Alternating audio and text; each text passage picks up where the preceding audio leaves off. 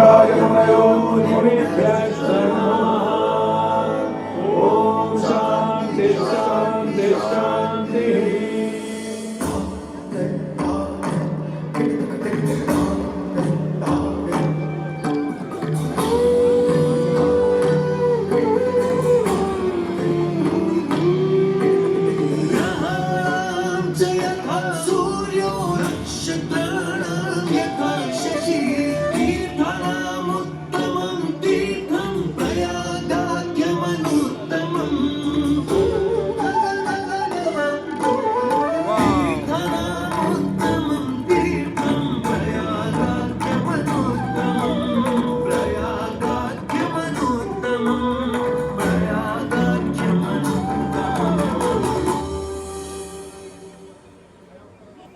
सूर्य ग्रहों में श्रेष्ठ है और चंद्रमा नक्षत्रों में श्रेष्ठ है, उसी प्रकार प्रयाग सभी तीर्थों में सर्वश्रेष्ठ है। पद्म पुराण में वर्णित ये श्लोक जिस तरह प्रयाग की विशेषता को दर्शाता है, उसी तरह इस पावन क्षेत्र का गुणगान करने वाली अनेक पौराणिक कथाएं, किंवदंतियां एवं कहानियां आज भी जनमानस में प्रचलित है। ऐसी ही एक पौराणिक कथा है जो भगवान ब्रह्मा को प्रयाग से जोड़ती है। मान्यताओं के अनुसार भगवान ब्रह्मा को यज्ञ करने हेतु एक दिव्य स्थान की आवश्यकता थी, जिसके चयन को लेकर वे बड़ी ही दुविधा में थे। अपनी दुविधा के निवारण हेतु भगवान ब्रह्मा नागों के देवता महाराज शेषनाग के यहाँ पहुंचे और उनसे कहा, हे आदिशेष, मैं यज्ञ करने हेतु इस सृष्टि में एक ऐसा स्थान ढूंढ रहा हूं जो दिव्यता और पवित्रता की दृष्टि से सर्वोत्तम हो। क्या आप मुझे ऐसा कोई उपयुक्त स्थान बता सकते हैं जो सभी तीर्थों में सर्वश्रेष्ठ हो? जगत रचयिता को मेरा प्रणाम। भगवान, मैं धन्य हूं कि आपने मुझे इस योग्य समझा। क्यों ना आप स्वयं ही सभी पवित्र स्थानों का मूल्यांकन करें। ऐसा कीजिए, आप तुला के एक पलड़े पर सप्तपुरियों को रखिए और दूसरे पलड़े पर भगवान विष्णु के स्थायी निवास प्रयाग को रखिए, जिसका भार सबसे अधिक आए। मेरे विचार में वही सर्वश्रेष्ठ तीर्थ होगा। इस मूल्यांकन के परिणाम स्वरूप प्रयाग का पलड़ा ही भारी रहा। इस तरह प्रयाग की प्रधानता सिद्ध हुई और तभी से इसे तीर्थों का राजा कहा जाने लगा। आज भी ऐसी मान्यता है कि भगवान ब्रह्मा ने गंगा नदी के पश्चिमी तट पर 10 अश्वमेध यज्ञ संपन्न किए थे। आज उस स्थान को हम दशाश्वमेध घाट के नाम से जानते हैं।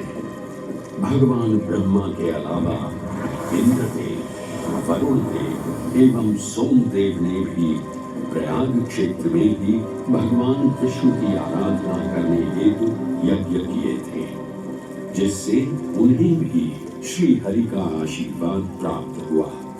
प्रयाग शब्द में प्र का अर्थ है प्रकृष्ट और याग का अर्थ होता है यज्ञ। इसलिए इन दो शब्दों से बना प्रयाग सबसे पवित्र स्थान माना जाता है। प्रयाग ही संसार में एकमात्र ऐसा पावन क्षेत्र है जहाँ 3 पवित्र नदियों का संगम होता है। इस संगम का भी एक अनूठा महत्व है।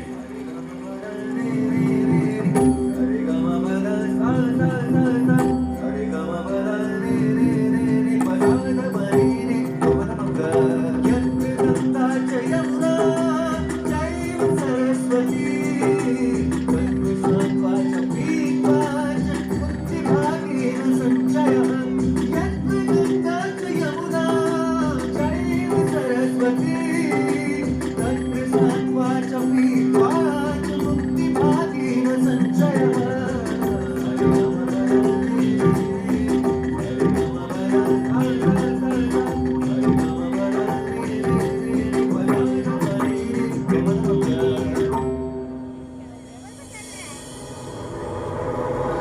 प्रयाग में गंगा, यमुना और सरस्वती जैसी 3 सबसे पवित्र और पूजनीय नदियों का दिव्य संगम होता है। इन नदियों के संगम में स्नान करने एवं संगम का जल ग्रहण करने से मनुष्य मुक्ति का अधिकारी बन जाता है और इसमें किंचित भी संदेह नहीं है।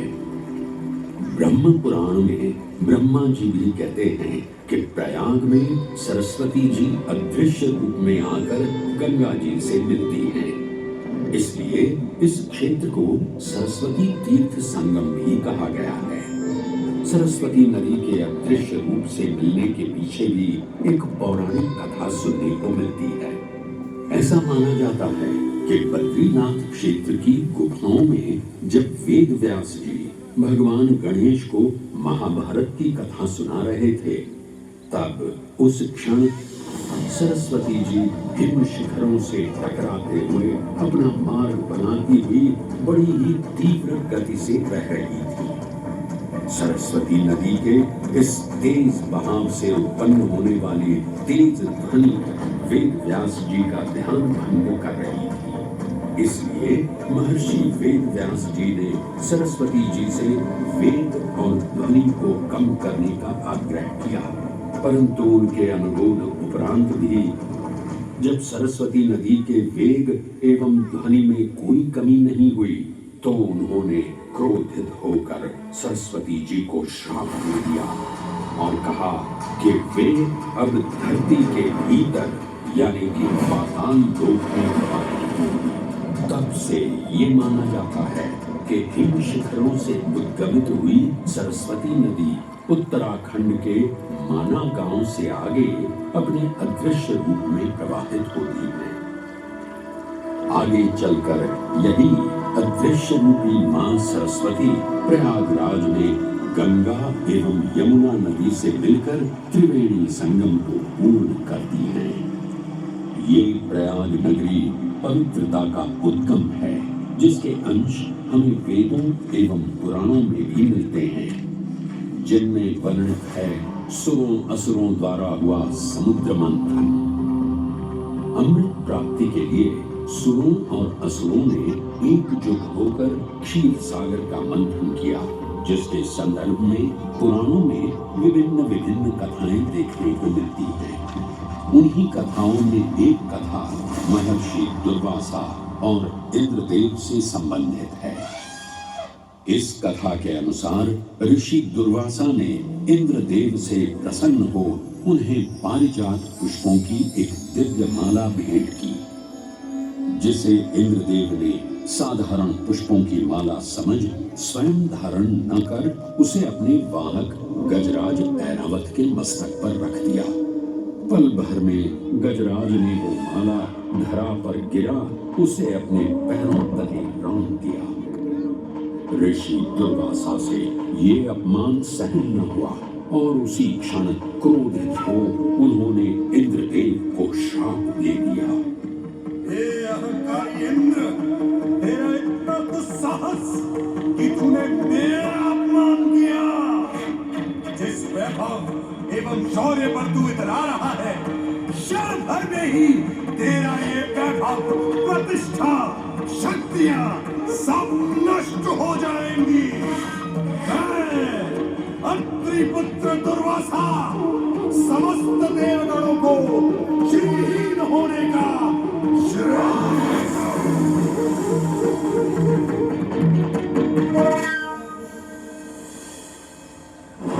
इस श्राप के परिणाम स्वरूप स्वर्गलोक से लेकर वैकुंठ धाम तक का सारा वैभव चला गया।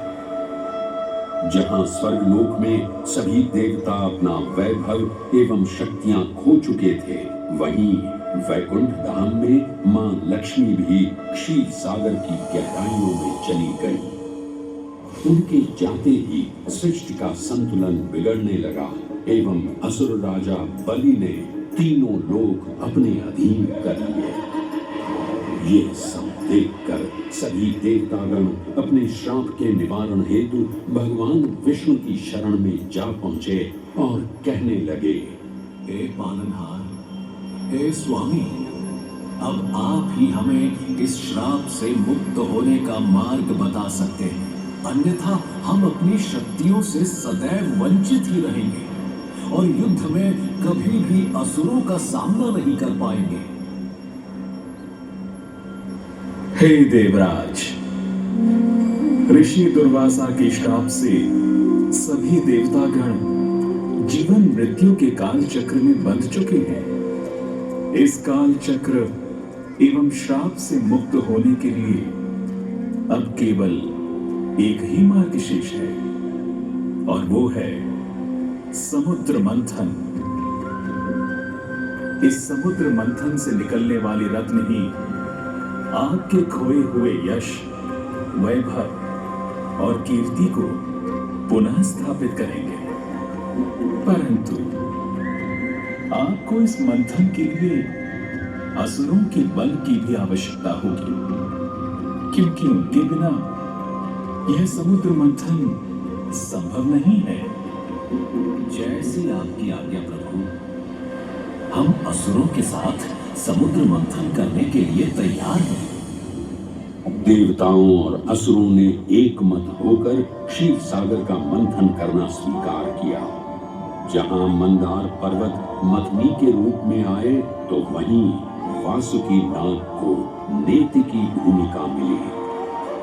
भगवान विष्णु ने स्वयं कूर्म अवतार धारण कर मंदार पर्वत को उसका आधार प्रदान किया। क्षीर सागर को मथना शुरू किया गया और 14 रत्नों में सबसे पहले हलाहल विष उत्पन्न हुआ। उस विष के प्रभाव को कोई भी देवता या असुर सहन करने में समर्थ नहीं थे। इस कालकूट विष से सृष्टि का विनाश हो सकता था। इसीलिए इस आपदा से बचाने स्वयं देवों के देव महादेव प्रकट हुए और उन्होंने इस विष का पान किया।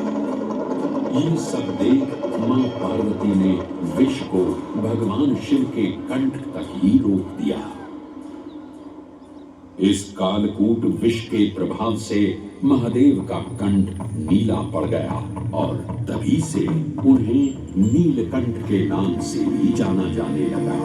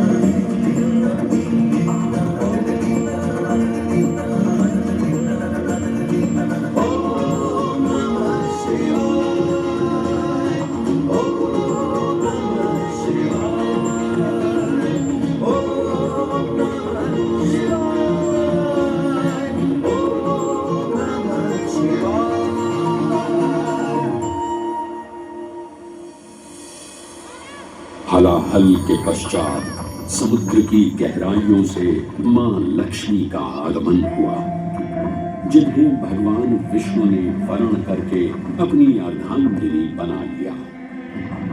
इसके पश्चात समुद्र मंथन से एक एक कर कामधेनु गाय, पारिजात वृक्ष, चंद्र, कल्प वृक्ष, अपार सुंदर अप्सराएं, गंधर्व, शंख, उच्चैःशवा, वारुण एवं कौस्तुभ मणि जैसे अनेक रत्न उत्पन्न हुए। लेकिन सभी को जिस रत्न की सबसे अधिक प्रतीक्षा थी, उस रत्न का निकलना अभी बाकी था। अंततः आयुर्वेद के देव धन्वंतरी अपने हाथ में अमृत कुंभ लिए प्रकट हुए। अमृत कुंभ पाने की लालसा में सुरों और असुरों के मध्य एक घमासान युद्ध आरंभ हो गया। इसी युद्ध के दौरान स्वरभानु नाम का एक असुर अमृत कुंभ को अपने अधीन कर पाताल लोक की ओर चल गया। तब अमृत कलश को वापस पाने हेतु देवतागण अपने आराध्य भगवान विष्णु का स्मरण करने लगे। तदोपरांत भगवान विष्णु एक सुंदर अप्सरा मोहिनी का रूप धारण कर पाताल लोक पहुंचे, जिसे देख सभी असुर सम्मोहित होने लगे।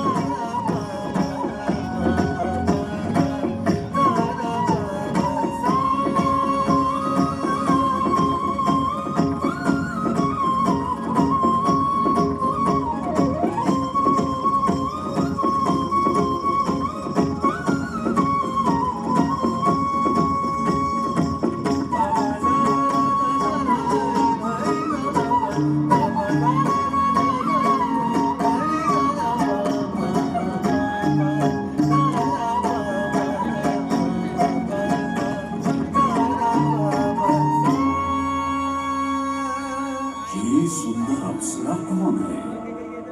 ये कहां से आई है? इसने तो मेरा मन ही मोह लिया। इसे तो मैं ही लेकर रहूंगा। इस सुंदर अप्सरा ने तो हम सबको सम्मोहित कर लिया है। हे सुंदरी, तुम कौन हो और यहाँ क्यों आई हो? हे असुरराज, मैं मोहिनी हूँ और आप ये समझ लीजिए कि मैं आप ही की सहायता हेतु यहाँ पर आई हूँ। हमारी सहायता हेतु? परंतु वो कैसे सुंदरी? मैं आपको ये ज्ञात कराने आई हूँ कि अमृत की असली शक्ति और गुण तो कलश के तल में विद्यमान है, जबकि ऊपर तो केवल जल मात्र है, जिसके ग्रहण करने से ज्यादा कोई लाभ न होगा। आप सभी इस अमृत को देवताओं के साथ बांट लीजिए। आखिर आप सभी ऋषि कश्यप के ही तो पुत्र हैं। देवताओं के साथ अमृत बांटने से एक तो आपका वैभव बढ़ेगा और दूसरा जो अमृत का फलदायक भाग है उसे आप ही ग्रहण कर सकेंगे। हे मनमोहिनी, तुम सत्य ही कह रही हो, परंतु अगर हमने ये अमृत कलश देवताओं को दे दिया तो क्या पता वे सारा अमृत स्वयं ही ग्रहण कर लें और हम सभी असुर इससे वंचित ही रह जाएं। आप निश्चिंत रहिए, ऐसा कदापि नहीं होगा। मैं स्वयं ही सभी सुरों और असुरों को अमृत पान करवाऊंगी और साथ ही साथ ये सुनिश्चित भी करूंगी कि अमृत का फलदायक भाग आप सभी को ही प्राप्त हो। बस फिर क्या था, भगवान विष्णु की अपरंपार लीला आरंभ हुई। जहां एक ओर सभी देवतागण विराजे तो वहीं दूसरी ओर सभी असुर। मोहिनी रूप धारण भगवान विष्णु एक एक कर सभी देवताओं को अमृत पान करवाने लगे, जिससे वे पुनः अपनी शक्तियां प्राप्त कर सकें। परंतु स्वरभानु नाम का असुर जल्द ही भगवान विष्णु की ये चालाकी भांप गया और चुपचाप देवता वेश धारण कर उन्हीं के बीच में जाकर विराजमान हो गया। तब जैसे ही मोहिनी स्वरभानु को अमृतपान कराने हेतु अग्रसर हुई, ठीक उसी क्षण सूर्य एवं चंद्रमा स्वरभानु का असली रूप पहचान गए। ये ज्ञात होते ही भगवान विष्णु अपने मूल रूप में परिवर्तित हो गए और अपने सुदर्शन चक्र से स्वरभानु का सिर धड़ से अलग कर दिया।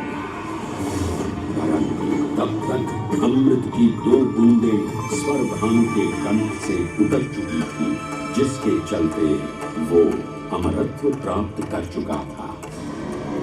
इस तरह स्वरभानु के कटे हुए सिर के भाग को राहु का नाम मिला और धड़ को केतु के नाम से जाना जाने लगा। माना जाता है कि प्रतिशोध की ज्वाला में ज्वलित राहु एवं केतु सूर्य एवं चंद्रमा पर ग्रहण लगाते हैं। इस प्रकार सूर्य और चंद्र पर ग्रहण लगना राहु और केतु का प्रतिशोध माना जाता है। भगवान विष्णु की ये लीला देख सभी असुर अचंभित हो उठे। इससे पहले कि वे कोई प्रतिक्रिया दे पाते, भगवान विष्णु के वाहन पक्षीराज गरुड़ ने शीघ्रता से अमृत कलश को उठा लिया और अपने साथ लेकर स्वर्गलोक की ओर उड़ चले। कहते हैं पक्षीराज की इस यात्रा के दौरान पृथ्वी पर 4 जगह अमृत की कुछ बूंदें छलक कर गिर पड़ी थी और इन बूंदों से उन नगरों की नदियों के पानी में अमृत जैसे गुण आ गए थे।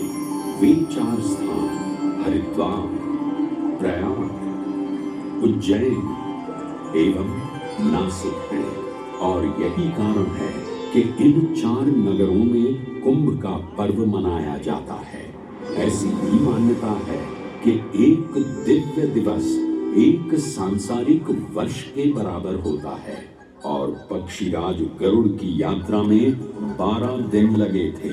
इसीलिए हर 12वें वर्ष में कुंभ पर्व मनाया जाता है।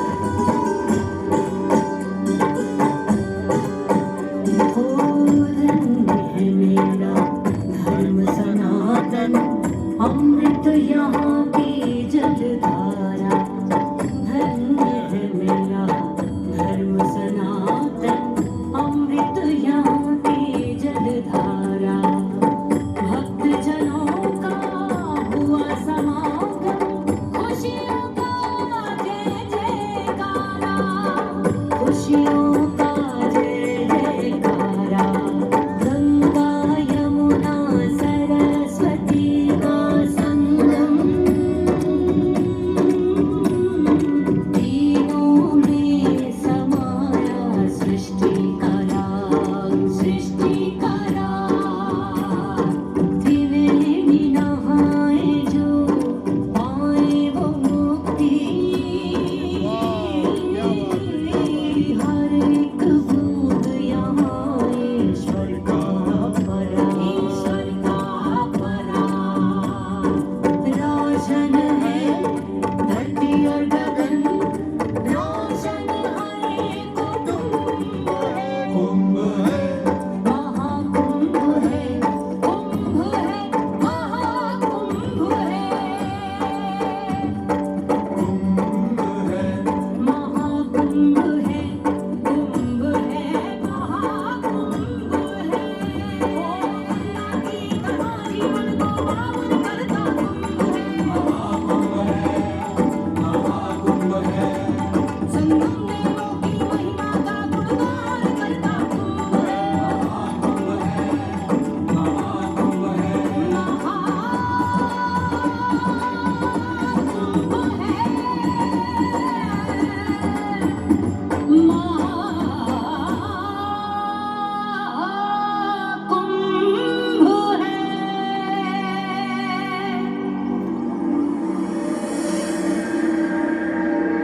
ग्रहों के अनूठे संरेखण से सुनिश्चित होता ये कुंभ महापर्व प्रयाग की भूमि पर उसी नक्षत्र में आयोजित होता है जिस नक्षत्र में यहाँ अमृत की बूंदें गिरी थी।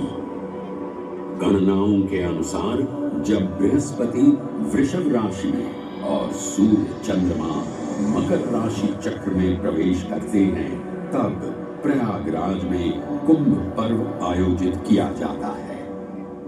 सनातन धर्म की प्राचीनतम धरोहर माना जाने वाला ये कुंभ पर्व भारत ही नहीं बल्कि विश्व भर से आए करोड़ों श्रद्धालुओं का स्वागत करता है।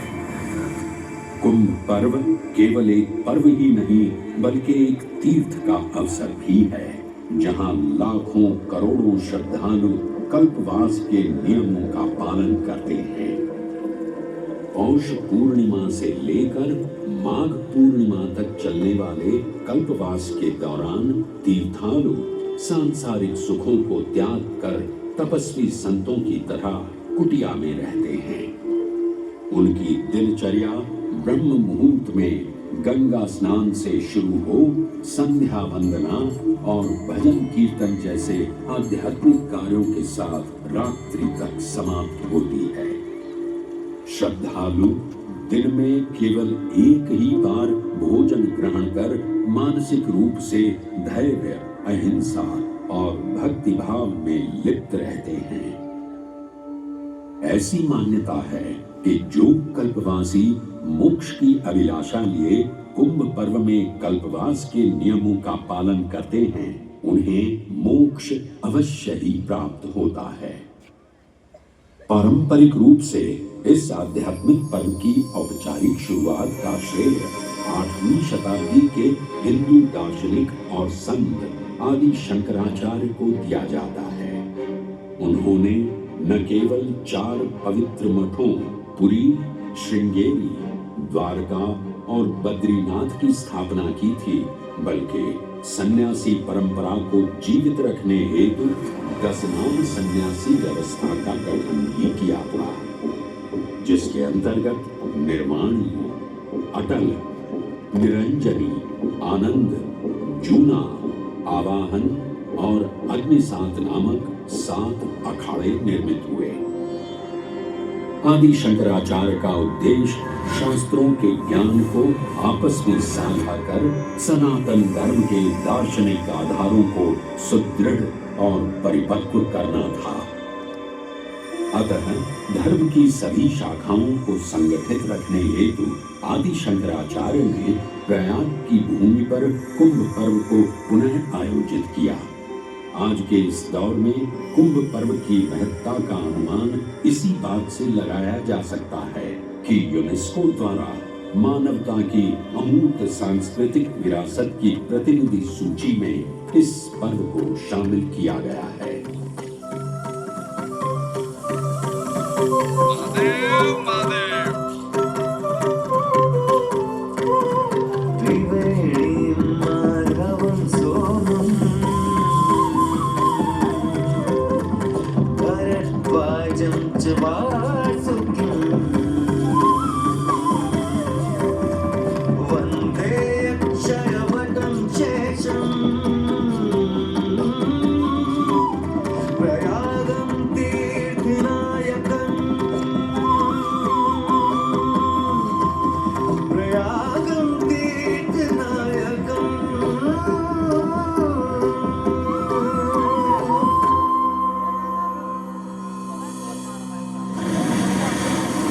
त्रिवेणी, माधव, सोम, भरद्वाज, वासुकी, अक्षयवट और शेषनाग, प्रयाग के इन 7 तीर्थ नायकों की हम वंदना करते हैं।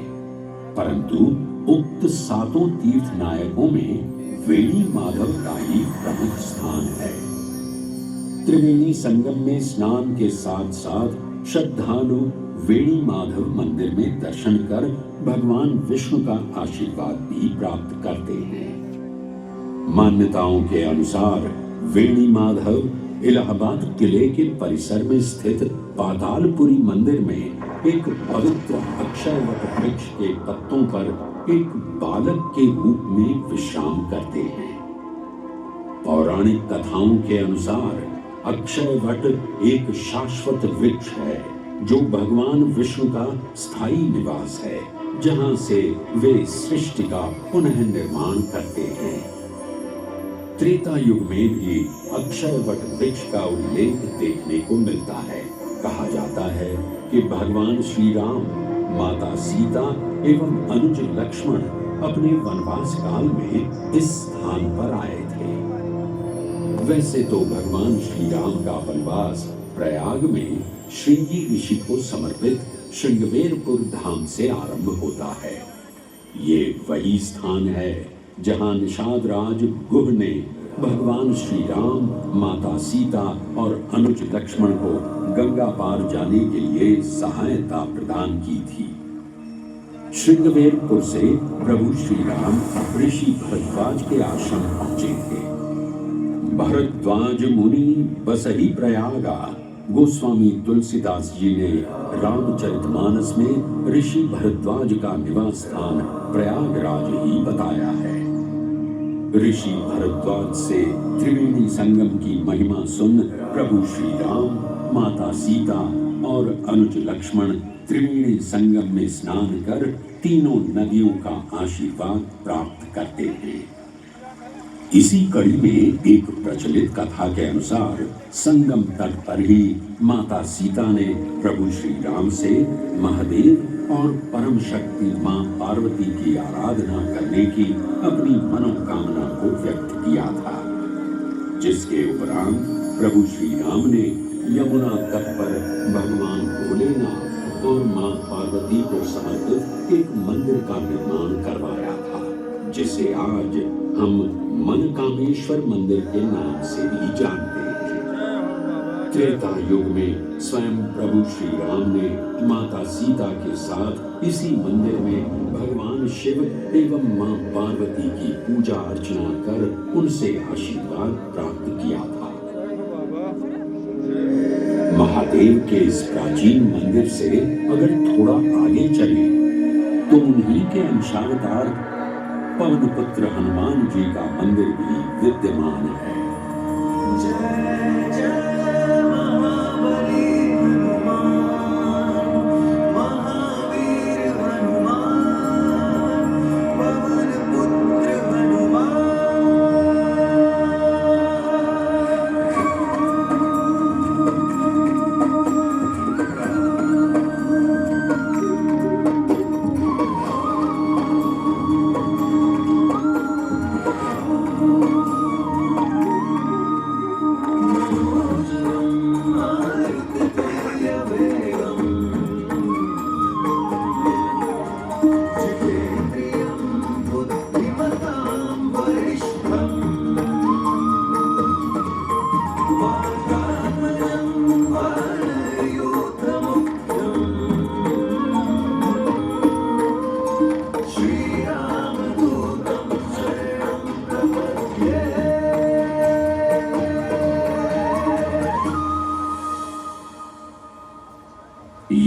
एक ऐसा अनूठा मंदिर है जहां हनुमान जी लेटे हुए दिखाई देते हैं। प्रचलित कथाओं की माने तो हनुमान जी के आदेशानुसार बाघंबरी बाबा को इस तट पर उत्खनन करते समय हनुमान जी की एक दिव्य मूर्ति प्राप्त हुई थी, जिसके फलस्वरूप आज यहाँ बड़े हनुमान जी का मंदिर विद्यमान है। इस चमत्कार से विस्मयाभिभूत हुए बाबा बाघंबरी ने हनुमान जी की सेवा में अपना जीवन समर्पित कर दिया। आज भी इस मंदिर की देखरेख का कार्यभार बाघंबरी गद्दी ने ही संभाल रखा है। पुराणों एवं अनेक धार्मिक ग्रंथों में वर्णित प्रयाग क्षेत्र के कौशाम्बी का उल्लेख देखने को मिलता है।